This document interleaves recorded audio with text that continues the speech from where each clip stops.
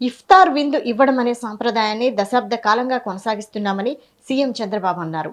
అన్ని నియోజకవర్గాల్లో ఇఫ్తార్ విందు కార్యక్రమానికి శ్రీకారం చుట్టామని తెలిపారు. విజయవాడలో జరిగిన ఇఫ్తార్ విందులో చంద్రబాబు పాల్గొని ప్రసంగించారు. కూటమి అధికారంలోకి వచ్చాక మైనారిటీలకు పెద్ద ఎత్తున సంక్షేమం అందించామన్నారు. తానెప్పుడు మైనారిటీల పక్షాన ఉంటానని చెప్పారు.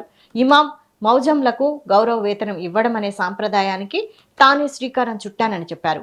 ఇమాం మౌజంల బకాయిల నిధులు ఇవాళ రాత్రిలోపు విడుదల చేస్తామని చంద్రబాబు హామీ ఇచ్చారు. అందరితో సమానంగా మీకు కూడా అన్ని అవకాశాలు వచ్చేట్టుగా చేయాలని అనేక కార్యక్రమాలు చేస్తున్నాం. సంక్షేమం, అభివృద్ధి, సుపరిపాలన, ఇది ఈ ప్రభుత్వ విధానం.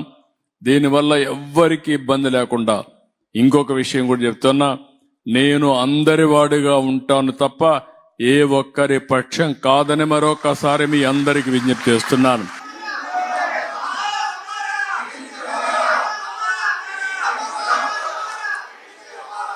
అందుకే నేను కొత్తగా కూడా ఇంకొక కార్యక్రమం తీసుకొచ్చా, అది జీరో పావర్టీ.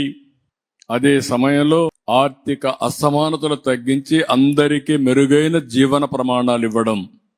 ఎక్కడ పేదవాడుంటే అక్కడ నేనుంటా, ఎక్కడ పేదవాడుంటే అక్కడ ఈ ప్రభుత్వం ఉంటుంది. మిమ్మల్ని అన్ని విధాలు ఆదుకుంటామని మరొక్కసారి విజ్ఞప్తి చేస్తూ